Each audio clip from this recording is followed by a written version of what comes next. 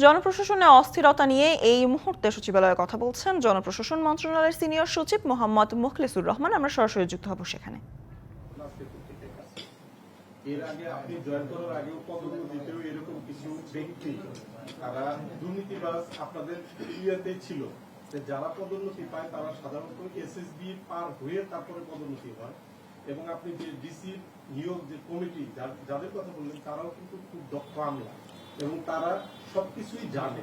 জানার পরেও আপনাদের কাছে এত কি থাকার পরেও এতগুলো বিতর্কিত ব্যক্তি কি করে ডিসি হয় বা পদোন্নতি পায়, সেই ক্ষেত্রে কি আপনার প্রশাসন ফেলিওর কিনা? আমি বলবো আপনি এই চেয়ারে বসেন, আমি সাংবাদিক হই। This is my answer. না, আমার যোগ্যতা থাকলে তো আপনি হন, আপনি যে কথাগুলো বললেন ওগুলোকে আমি ওন করলাম।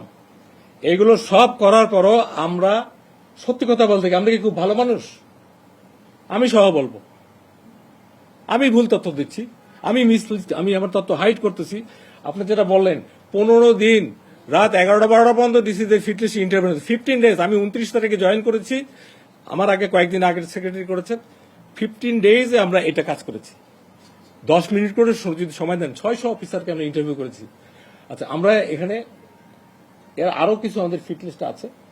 আমরা আরো, আপনি যেটা বলেন আপনার কথা উত্তর এটাই বলি, আমাদের আরো সচেতনার সাথে কাজ করা উচিত, করি। তারপরও আমরা মানুষ কোথাও কোনো দিকে ফাঁক ফোকর থাকলে আপনারা ধরা দেবেন, উইল কারেক্ট। এটা ভেরি শর্টলি উইদিন 2 ডেজ। এটা বাতিল বাতিল এর পরে আমরা দেখে শুনে করবো।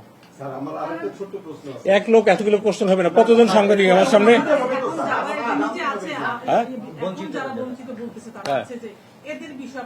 এদের বিষয়ে একটা কথা হলো, আপনাকে যদি বলি, ওনারাই বলতেছে যারা আন্দোলন করছে তারা বলছে যেহেতু আপনারাই সিদ্ধান্ত দিয়েছিলেন আগের ডিসি ফিটলি বাতিল, মানে আগের শেখ হাসিনা সরকারের যে ডিসি ফিটলি ওটা তো কাজ করে নাই, কিন্তু সেখান থেকেও 6 জন সুনির্দিষ্ট ভাবে এবার ডিসি হয়েছে, সেটা কি করে হলো?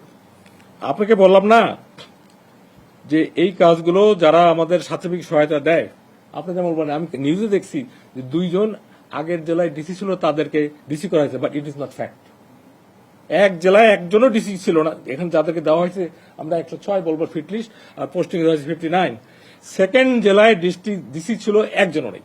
আর আপনি যেগুলো বলছেন, আমি পরামর্শ চাই, আপনারা যদি এরকম কোন তথ্য থাকে, আজকে যেমন আমাদের 600 অফিসারকে ইন্টারভিউ করলাম, 407 জন এসেছিল, 106 জন আমাদের ইন্টারভিউ হয়েছে, 59।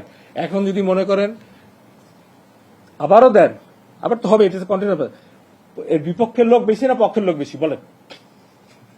আপনারাই বলেন।